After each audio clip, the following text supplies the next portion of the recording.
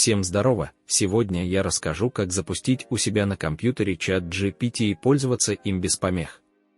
Этот проект создан нашим русским разработчиком, поэтому я оставлю его телеграм-канал в описании. Чтобы скачать, нам нужно перейти на инструкцию на GitHub и скачать все, что нужно, если у вас это еще не сделано. Дальше открываем консоль, выбираем репозиторий нашей новой созданной папки, куда мы будем все устанавливать, и вставляем эту команду с GitHub.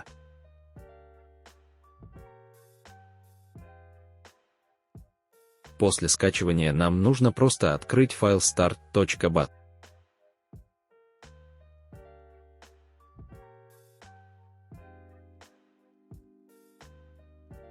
После установки всех нужных библиотек у нас в браузере откроется это окно. Чем отличается Neural GPT от обычной веб-версии чат GPT?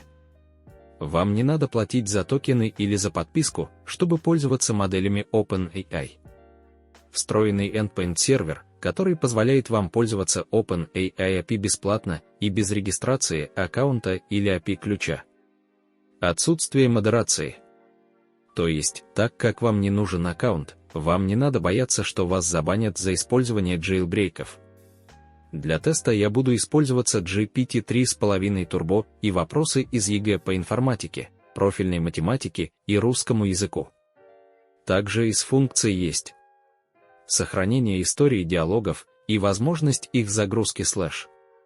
Возможность настройки моделей, количество токенов, температура и так далее.